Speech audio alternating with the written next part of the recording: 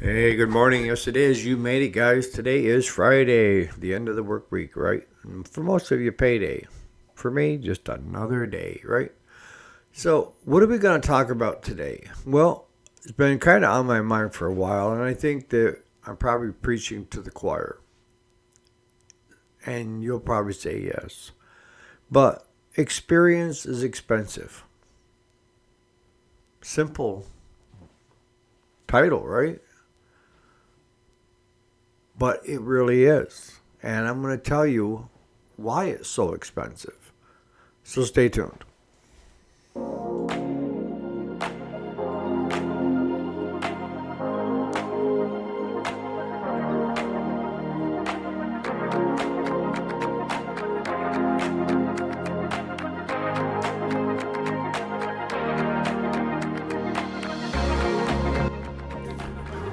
Alrighty, welcome back to the channel. My name is Eric. If you didn't already know it, and yes, this is the weekday, Monday through Friday. Today is Friday, the 19th of December, 2025.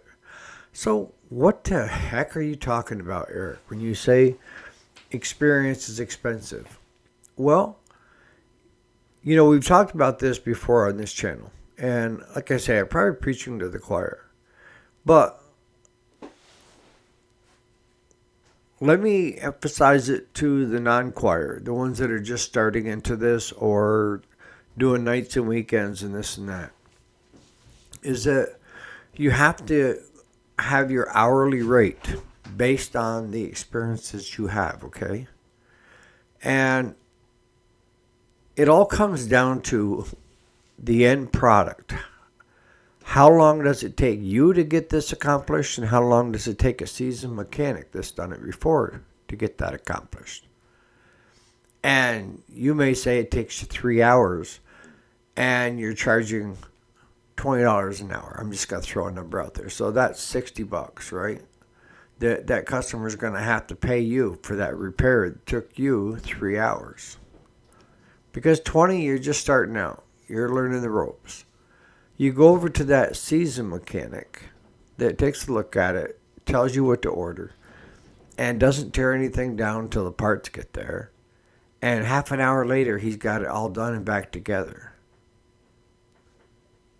And he's charging $60 an hour. And it only took him a half hour. So now it's $30 the customer is paying for experience versus $60 for someone that's just learning the ropes. Does that make sense? It's hard for customers to realize that. They just look at how much you're charging an hour and they don't focus on how long is it going to take you to accomplish that job compared to other people. And I can tell you this much right now, that we are always in the learning phase, okay? And I will not charge my customers for us to learn something new. I won't. We had a case in point. Claude had a snowblower come in. We went and picked it up. Bushings were bad in it.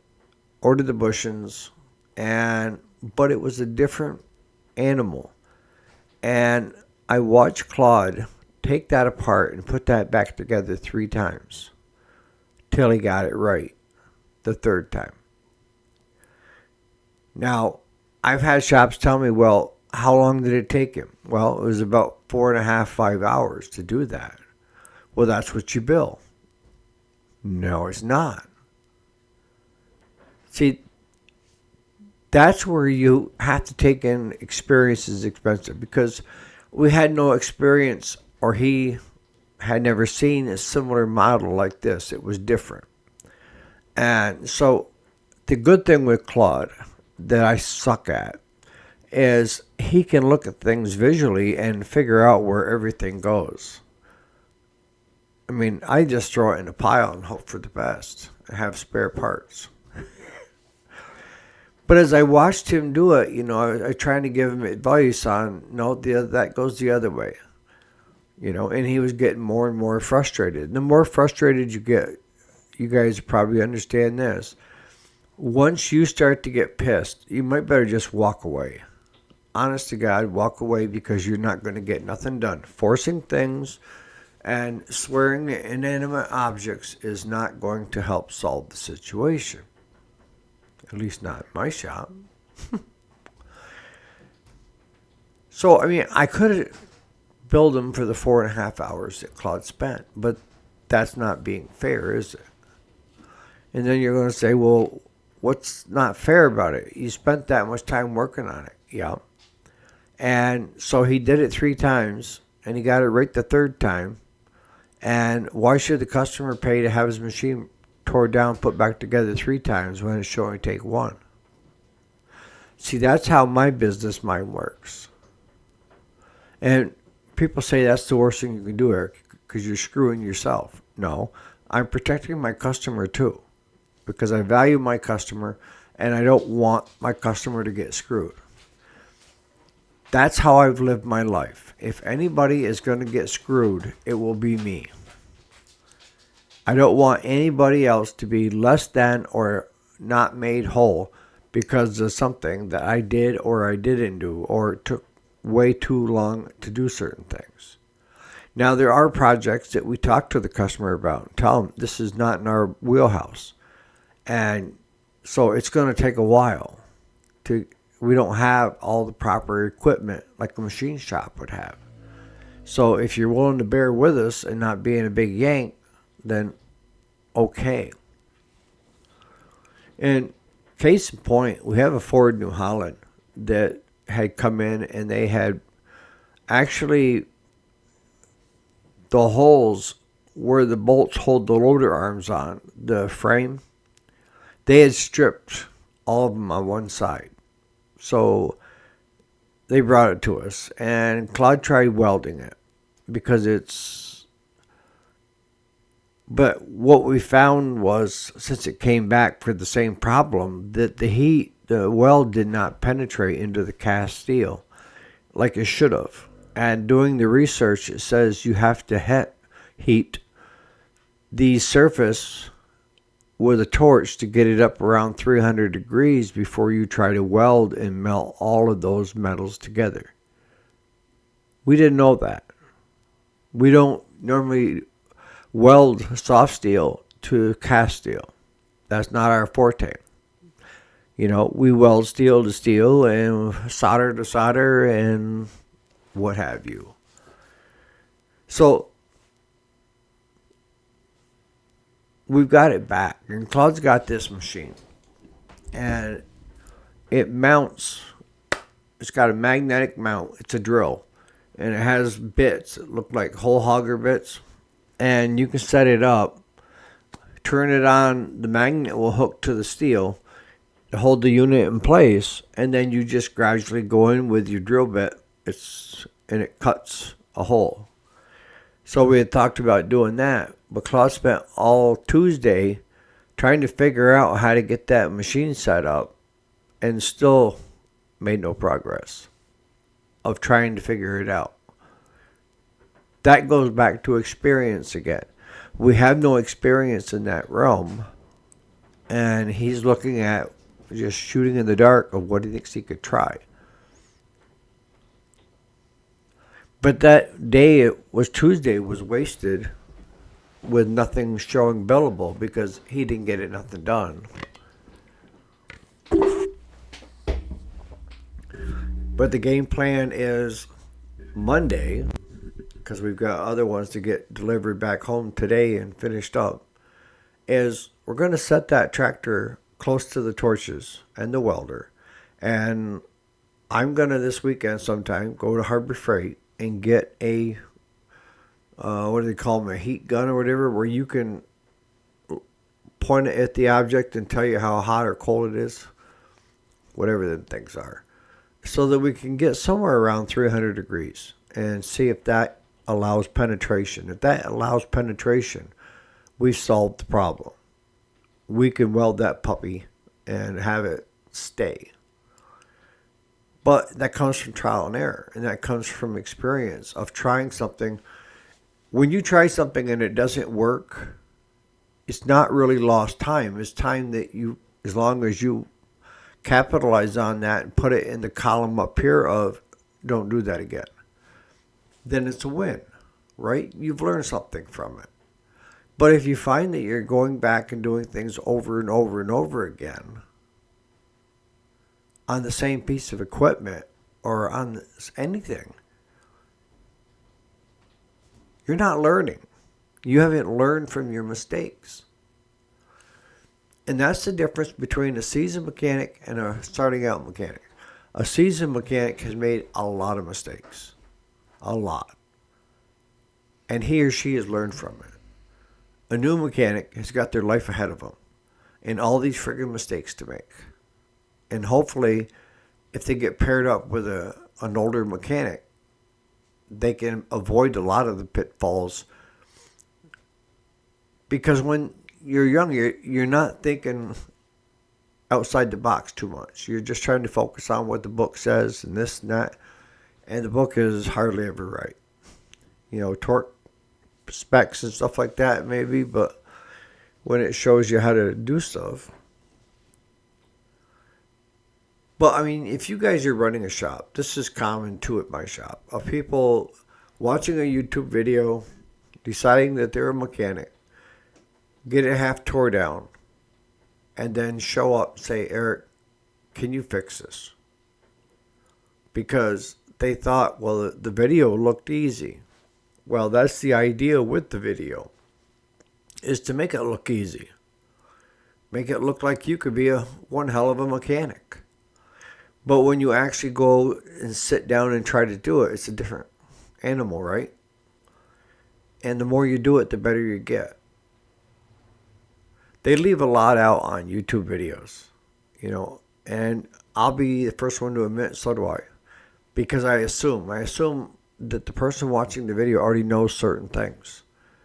So I have a tendency to step over that, where you need to, if you're going to do a video for the novice, the do-it-yourself or at home and stuff like that, you need to include all the steps. You know, even the bloopers that where things didn't work, to show that you're only human too, right?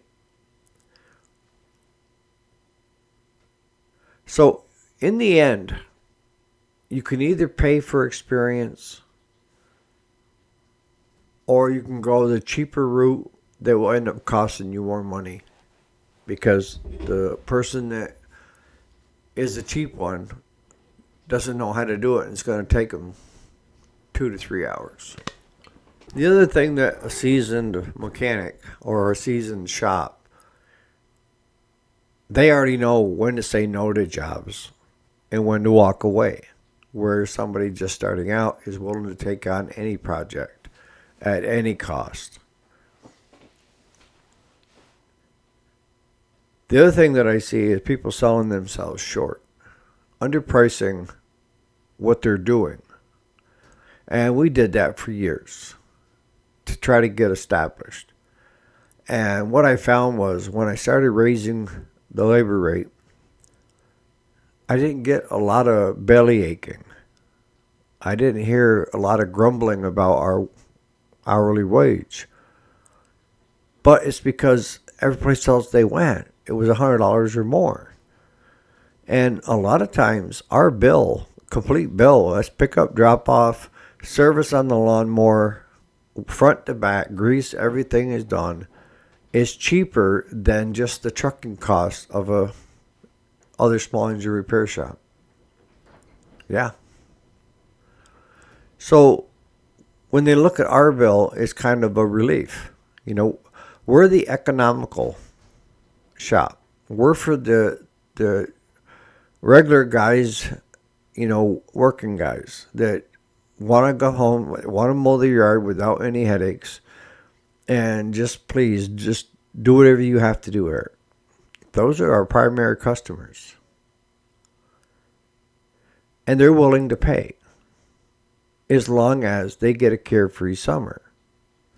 Now, every once in a while, you're going to get a return where something was missed. It shouldn't be, but it does happen.